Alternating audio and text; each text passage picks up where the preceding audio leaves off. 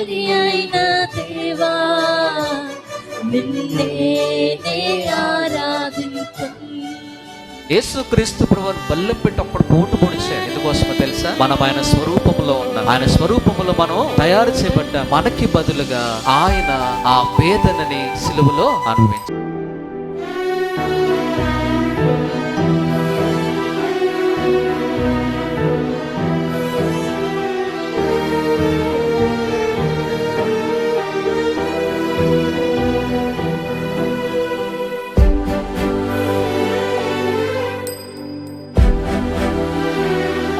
ఇవన్నీ ఎవరి కోసం చేశారయ్యా అనేది ఆలోచన చేస్తే మీ పేర్లే రాసుకోండి. నా కోసం చేశారని ఆలోచన చేయండి, మీకోసం చేశారని ఆలోచన చేయండి. యేసు ప్రభువు ఎందుకు వేదన పడ్డారు? నా కోసం. ఎందుకు ఆయన రక్తాన్ని చిందించాడు? నా కోసం.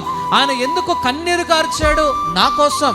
ఆయన ఎందుకు సిలువలో చనిపోయాడు? నా కోసం. ఈ రీతిగా ఆయన చేస్తున్న ప్రతి త్యాగం వెనకాల మనందరి పేర్లు ఉంటాయి.